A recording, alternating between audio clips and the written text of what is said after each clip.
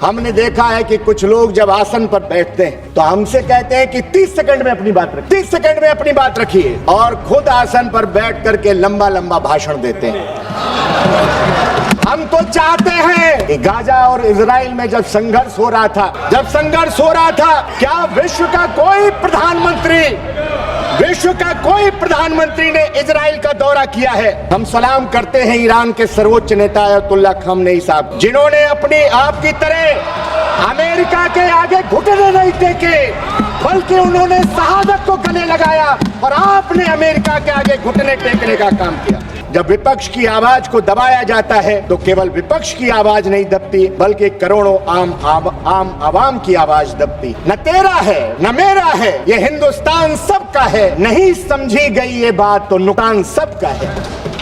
आदरणीय सभापति जी, खतरा हमारी उन बहनों से माननीय प्रधानमंत्री जी को नहीं था, लेकिन मैं जानना चाहता हूं किसकी सलाह पर, किसने कहा जब युद्ध के मुहाने पर खड़े हुए देशों पर प्रधानमंत्री जी को यात्रा की, क्या उनकी जान जोखिम में डालने का काम किया कि हमारी बहनों से यहाँ उनकी जान जोखिम में? मैं बोलता हूँ तो इल्जाम है बगावत का, मैं चुप रहूं तो बड़ी बेबसी सी होती है। सभापति जी, आज 39 बरस बाद भारतीय जनता पार्टी सरकार के कुकर्मों के कारण हमें अपने शानदार लोकसभा अध्यक्ष आदरणीय श्री ओम बिरला जी के खिलाफ अविश्वास प्रस्ताव लाना पड़ा है। मैं आदरणीय संसदीय कार्य मंत्री जी को बड़े गौर से सुन रहा था कल, उन्होंने बड़ी चालाकी से विपक्ष पर दोष मढ़ दिया। बड़ी चालाकी से संसदीय कार्य मंत्री ने विपक्ष पर दोष मढ़ दिया कि हम देश की संवैधानिक संस्थाओं को कमजोर कर रहे हैं। सच तो यह है, आपने 2014 के बाद देश की सभी संवैधानिक संस्थाओं का राजनीतिकरण किया है, संघीकरण करने का काम किया है, बीजेपीकरण किया है। अब इस लोकतंत्र के पवित्र मंदिर के महान आसन का भी आप बीजेपीकरण करने पर आमादा हैं, आसन की मर्यादा तार तार करने पर आमादा है। इसलिए हम विपक्ष के लोग इस आसन की गरिमा को बचाने के लिए अविश्वास प्रस्ताव लेकर के आए हैं। आसन हम सबको संरक्षण देता है, लेकिन बीजेपी सरकार आसन को बनाने की चेष्टा कर रहा है, इसलिए विपक्ष आसन के संरक्षण के लिए अविश्वास प्रस्ताव लेकर के आया है। जब संसदीय कार्य मंत्री गिना रहे थे, इतना शून्य काल में मौका दे दिया, इतना इतना कानून मंत्री कह रहे थे कि हाँ इतना हमने मौका दे दिया, पीछे बैठे सदस्य कह रहे थे कोई पॉइंट ऑफ ऑर्डर नहीं, बैठ जाइए। कानून मंत्री कह रहे थे बोलने दे रहे हैं, इतना मौका दे दिया इसीलिए दिमाग खराब है। पीछे बैठे, आप वीडियो निकाल लीजिए, पीछे बैठे सदस्य कह रहे थे कोई मौका आगे नहीं मिलेगा। हम सत्ता पक्ष के इसी रवैये के खिलाफ अविश्वास प्रस्ताव लेकर के विपक्ष को आना पड़ा। आप कह रहे थे इतना सप्लीमेंट्री दे दिया विपक्ष को, हम सरकार से खैरात मांग रहे हैं क्या? हाँ, माननीय अध्यक्ष जी ने दिया है समय, ये उनका बड़प्पन है, उनका विराट व्यक्तित्व दर्शाता है। 21 महीने के कार्यकाल में हम समाजवादियों को और खासकर हमारे नेता पीडीए के जननायक, शोषित पीड़ित वंचित दबे कुचले लोगों की सशक्त आवाज माननीय अखिलेश यादव जी को उनका भरपूर स्नेह मिला है, इसमें कोई हम इस बात को नजरअंदाज नहीं कर सकते। लेकिन भारतीय जनता पार्टी की सरकार माननीय अध्यक्ष जी के आसन के पीछे छुप करके विपक्ष की आवाज को दबाना चाहती। श्रीमान राहुल गांधी जी केवल नेता प्रतिपक्ष नहीं है, बल्कि इस देश के करोड़ों आम आवाम की वंचित वर्ग की आवाज है। इंडिया गठबंधन के 42% मतदाताओं की आवाज है। माननीय सदस्य ऐसा बोल रहे थे, कई सदस्य बोले, ऐसा लग रहा था कि वो अध्यक्ष जी के खिलाफ अविश्वास प्रस्ताव पर भाषण नहीं कर रहे हैं, वो नेता प्रतिपक्ष के खिलाफ अविश्वास प्रस्ताव आया है उस पर भाषण कर रहे थे।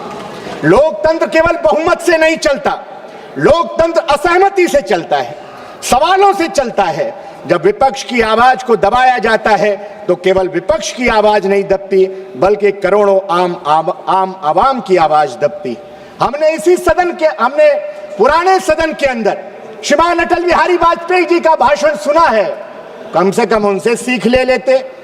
उन्होंने कहा था, कबीरदास जी का वो दोहा पढ़ा था कि निंदक नियरे राखिए आंगन कुटी छवाए, बिन पानी साबुन बिना निर्मल करे सुभाए। सदन की गरिमा बनाए रखना क्या सिर्फ विपक्ष की जिम्मेदारी है? मैं मानता हूं उससे बड़ी जिम्मेदारी सत्ता पक्ष की है। मुझे आज आदरणीय गुरु उदय प्रताप सिंह जी की कविता की 4 पंक्तियां बरबस याद कर आ रही। न तेरा है न मेरा है, ये हिंदुस्तान सबका है, नहीं समझी गई ये बात तो नुकसान सबका है। आदरणीय सभापति जी, आज 12 दिन से हमारे 8 साथी संसद की सीढ़ियों पर दिन भर बैठे रहते हैं।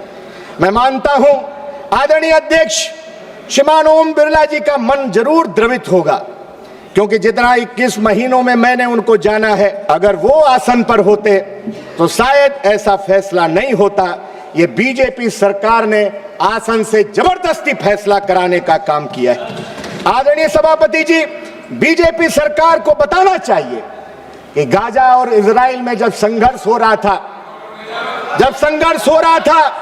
क्या विश्व का कोई प्रधानमंत्री ने इजराइल का दौरा किया है? कौन सा सम्मान आनंद जी, जिसका पहले हमने कभी नाम नहीं सुना? मैं पूरे भरोसे के साथ कह सकता हूं भदौरिया जी, एक मिनट, जो भी निर्णय आसन से हुआ है उसको ये कोई अध्यक्ष जी का, जो यहाँ पर बैठते हैं अध्यक्ष जी का, और जो हम लोग चेयरपर्सन बैठते हैं, तो इसमें अध्यक्ष जी का भी भूमिका रहते हैं। तो आप आसन का मर्यादा को आप कम मत रखिए। आसन को आप सम्मान देने का हम लोग दिशा रखिए। मर्यादा की बात कर रहे हैं। वही माननीय सभापति जी, में बैठे लोग अगर कुछ असंसदीय लगे तो आप आसन से तुलवा रहे हैं। शब्द बदल सकते हैं। ओम बिरला जी अच्छा है तो आसन भी अच्छा ही है। अरे दबाव इसलिए भारतीय जनता पार्टी सरकार को बताना चाहिए कि गाजा इजराइल संघर्ष के बाद विश्व के कौन से प्रधानमंत्री ने इजराइल का दौरा किया। खतरा हमारी उन बहनों से माननीय प्रधानमंत्री जी को नहीं था, लेकिन मैं जानना चाहता हूं किसकी सलाह पर, किसने कहा जब युद्ध के मुहाने पर खड़े हुए देशों पर प्रधानमंत्री जी को यात्रा की, क्या उनकी जान जोखिम में डालने का काम किया कि हमारी बहनों से यहां उनकी जान जोखिम में थी? हम सलाम करते हैं ईरान के सर्वोच्च नेता अयतुल्ला खामनेई साहब को, जिन्होंने अपनी आपकी तरह अमेरिका के आगे घुटने नहीं टेके, बल्कि उन्होंने शहादत को गले लगाया और आपने अमेरिका के आगे घुटने टेकने का काम किया। आदरणीय सभापति जी, जिस दिन घटनाक्रम ये हुआ है जिसकी वजह से कांग्रेस पार्टी की अगुवाई में पूरे विपक्ष को अविश्वास प्रस्ताव लाना पड़ा, उस दिन आसन पर ज्यादातर समय सभापति ही विराजमान रहे। आप उस दिन की वीडियो फुटेज निकालिए। सत्ता पक्ष के एक माननीय सदस्य जो सदन खड़े हो गए, सब वर्ड जो है उसको हटा दीजिए, खड़े हो गए। सभापति ने उनका सभापति जी ने उनका नाम भी नहीं पुकारा, माइक ऑन हो गया। आप निकालिए वीडियो फुटेज और लगे न जाने कौन कौन सी किताबें दिखाने और उनका संदर्भ देने। हम लोगों ने पीठ से आपत्ति की, तब जाकर उनका नाम पुकारा गया बीच में। माननीय अध्यक्ष जी माननीय अध्यक्ष जी पहले ही व्यवस्था दे चुके हैं। एक मिनट माननीय रविशंकर प्रसाद जी, क्या माफिया ने कहा, बोल लिया है, इसी के लिए माफिया सब लौटवाइए। हटा प्लीज। कौन हाउस के हाईजैकर हैं, हाईजैकर हैं। बिना अनुमति के माइक ऑन होता है और जो मन में आता है उस सदन में कहते हैं। ये चीज बर्दाश्त योग्य नहीं है, किसी के भी बारे में कोई टिप्पणी करेंगे बर्दाश्त नहीं करेंगे सर। आपके अलाउ किया है मैंने, यू आर नॉट अलाउड बोल रहा है। आप उस दिन की यू आर नॉट अलाउड, आप बोले। सभापति जी आप उस दिन की वीडियो फुटेज निकालिए। भाषण आधा मिनट हो गया, 1 मिनट हो गया, हम लोग चिल्लाए कि सभापति जी आपने तो नाम ही नहीं माननीय सदस्य का पुकारा है, उसके बाद उन्होंने बीच में नाम लिया कि माननीय सदस्य का। और अध्यक्ष जी पहले व्यवस्था दे चुके हैं कि माइक का कंट्रोल उनके हाथ में नहीं है। हम इस व्यवस्था के खिलाफ अविश्वास प्रस्ताव लेकर के आए कि माननीय अध्यक्ष जी के हाथ में कंट्रोल दीजिए। माननीय सभापति जी, हमने देखा है कि कुछ लोग जब आसन पर बैठते हैं तो हमसे कहते हैं कि 30 सेकंड में अपनी बात रखिए, 30 सेकंड में अपनी बात रखिए, और खुद आसन पर बैठ करके लंबा लंबा भाषण देते हैं। हम तो चाहते हैं कि आसन पर आदरणीय अयोध्या के से जीत करके आए पीडीए के हमारे बुलंद अलंबरदार आदरणीय अवधेश प्रसाद जी आसन पर बैठे, लेकिन भाजपाइयों के सीने में जब लाल टोपी देखते हैं तो उनके सीने पर सांप लौट जाता है।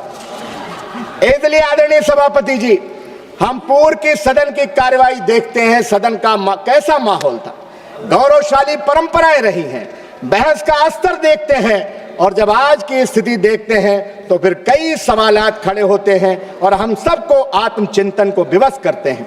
हम विपक्ष के खासकर नए सांसद दिल्ली की चमक दमक देखने नहीं आए हैं सभापति जी, कैंटीन में मेदू वड़ा खाने नहीं आए हैं। हम अपने अपने क्षेत्र की लाखों जनता की उम्मीदें लेकर के दिल्ली आए हैं। क्या 2014 के बाद आपने सांसद पद की गरिमा नहीं गिराई है? आपने पूरे देश में और खासकर उत्तर प्रदेश में सांसदों विधायकों की गरिमा को अफसरशाही के हाथों में गिरवी रखने का काम कर दिया है। आदरणीय सभापति जी, जनता देखती है कि हमारे मुस्तकबिल का फैसला करने वाली संसद बढ़ती महंगाई, बेरोजगारी, किसानों की दुर्दशा, महिलाओं पर बढ़ते अपराध, मजदूरों के हक, शिक्षा, स्वास्थ्य, सामाजिक न्याय पर कब बहस करेगी? आदरणीय सभापति जी, सरकार इस जवाबदेही से पीछे नहीं हट सकती कि लोकसभा के उपाध्यक्ष का चुनाव आज तक आपने क्यों नहीं कराया। पता नहीं आप किस घमंड में चूर हैं। नहीं हुआ 7 सालों से लगातार आप संवैधानिक संस्थाओं को कमजोर कर रहे हैं। मैं तो आपके गुरु पर 4 पंक्तियां कहना चाहता हूं, और राहुल जी चले गए, मैं चाहता था कि वो उपस्थित रहते। राहुल जी ने खोली है, आपके गुरूर पे कहना चाहता हूं, राहुल जी ने खोली है मोहब्बत की दुकान। आगे सुन लीजिए, फिर वाह वाह करिएगा, आगे की लाइनें पर भी वाह वाह करिएगा। राहुल जी ने खोली है मोहब्बत की दुकान, क्योंकि नफरती लोगों को प्यार की जरूरत है, और जीत ने अंधा कर दिया है तुम्हें, तुझको एक हार की जरूरत है। अंत में मैं स्वस्थ लोकतंत्र की स्थापना, संवैधानिक मूल्यों की रक्षा के लिए, संसद की गरिमा बनाए रखने के लिए हम चाहते हैं इस सदन की कार्यवाही ऐसी हो जिस पर हर एक सांसद और देश की जनता को गर्व महसूस हो। अध्यक्ष महोदय के इशारे पर हम सब चले, इसके उल्टा न हो। मैं व्यक्तिगत रूप से आदरणीय ओम बिरला जी के प्रति विश्वास व्यक्त करते हुए इस अविश्वास प्रस्ताव का समर्थन करता हूं। जय हिंद, जय समाजवाद, पीडीए जिंदाबाद, माननीय अखिलेश यादव जी जिंदाबाद, समाजवादी पार्टी जिंदाबाद। आपने समय दिया, बहुत बहुत धन्यवाद। धन्यवाद जी। ऑनरेबल मेंबर श्री के सी वेणुगोपाल जी।